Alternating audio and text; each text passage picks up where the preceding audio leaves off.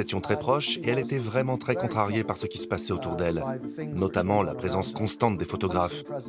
Elle avait fini par se persuader que quelqu'un les informait de ses moindres faits et gestes.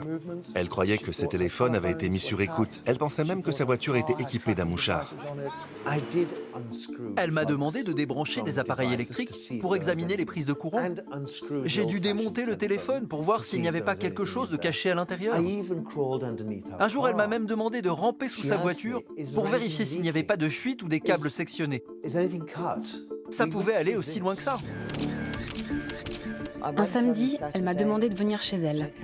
Là, elle m'a dit « Bon, maintenant, il faut qu'on examine toutes les prises de courant parce que je sais qu'il y a des micros cachés quelque part dans mes appartements. » Nous avons donc passé toute la journée à inspecter chaque prise pour voir s'il n'y avait pas de mouchard.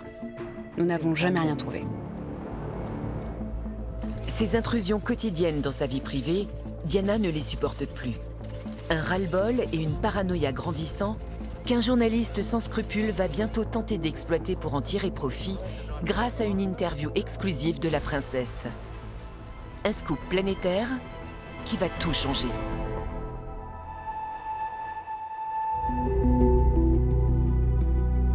Nous sommes à l'été 1995. C'est à cette époque que Diana fait la connaissance de Martin Bashir, un journaliste qui travaille pour la BBC, la première chaîne nationale.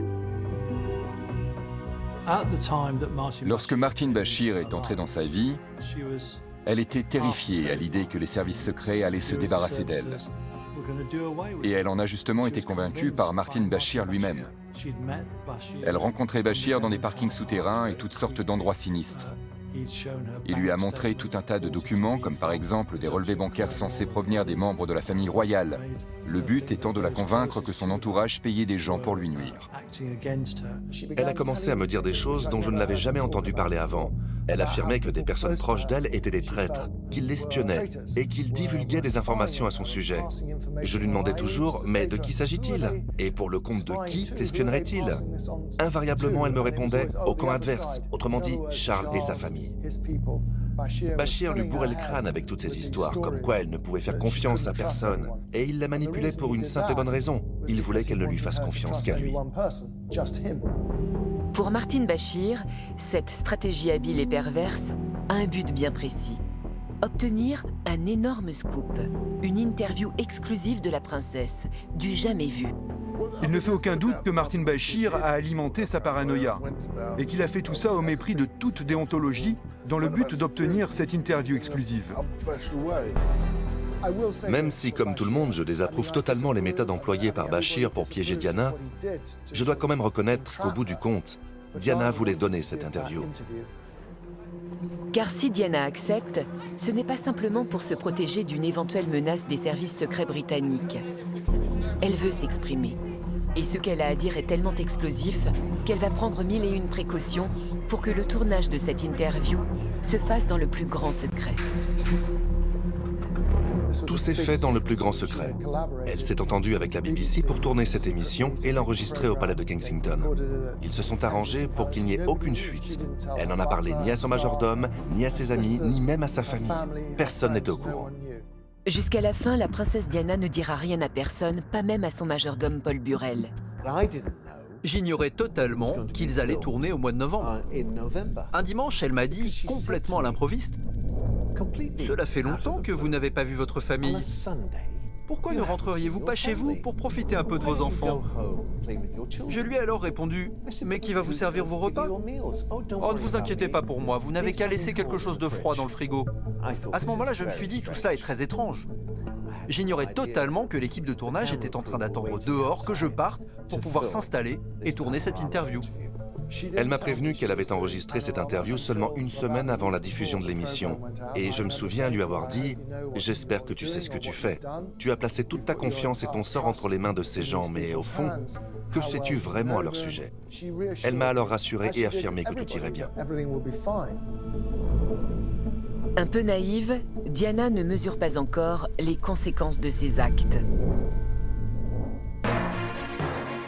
Diffusé en prime time sur la première chaîne nationale en Grande-Bretagne le 20 novembre 1995, l'entretien avec Martin Bashir va provoquer un scandale sans précédent dans l'histoire de la monarchie britannique.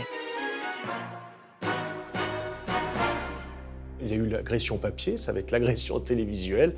Elle va se confesser publiquement sur la BBC, sur sa vie avec Charles et sur sa vie avec les Windsor. Et là, ça va être deuxième électrochoc, la deuxième bombe thermonucléaire qu'elle va lancer face à la famille royale. Elle va tout lâcher. Elle va lâcher ses dépressions, ses tentatives de suicide, ses problèmes alimentaires. Elle va aussi parler de cette troisième personne dans le mariage. Quand on lui demande comment ça se passe, elle dit « Nous étions 3 dans ce mariage, ça fait un peu trop ». C'est une phrase qui va rester gravée pour l'histoire. Do you think Mrs. Parker Bowles was a factor in the breakdown of your marriage? Well, there were 3 of us in this marriage, so it was a bit crowded. Mais au cours de cet entretien où la princesse prend le parti de ne faire aucune langue de bois, c'est une déclaration en particulier qui va mettre le feu aux poudres.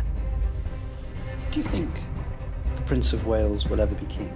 Being Prince of Wales produces more freedom now. Being king would be a little bit more suffocating. And because I know the character, I would think that the top job, as I call it, would bring enormous limitations to him. And I don't know whether he could adapt to that.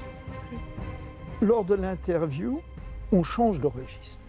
On passe de démêlés conjugaux à une affaire d'État.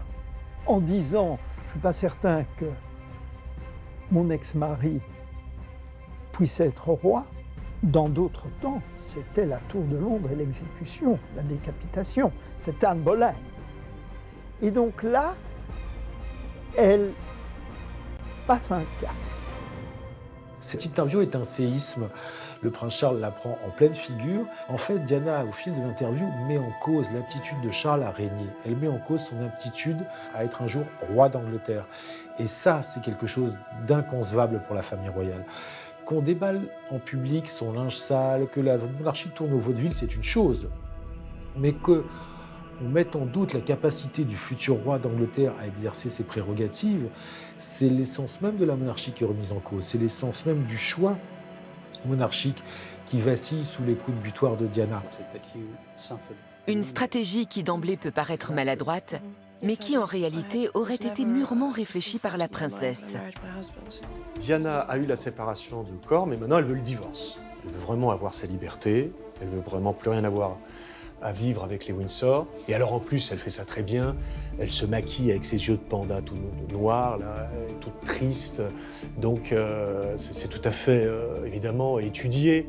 Et elle fait vraiment pleurer dans les chaumières. Véritablement, elle joue la femme blessée. Hein. Elle surjoue quelque part ce rôle-là, là où elle aurait pu véritablement choisir de rester droite et de s'exprimer autrement. Là, elle met tout sur l'empathie et elle veut vraiment être celle dont on comprend les travers. Il y a une haine qui commence à naître de la famille royale. Il y a, en tout cas, une hostilité. Comment vous avez pu massacrer, sacrifier cette jeune fille qui était parfaite?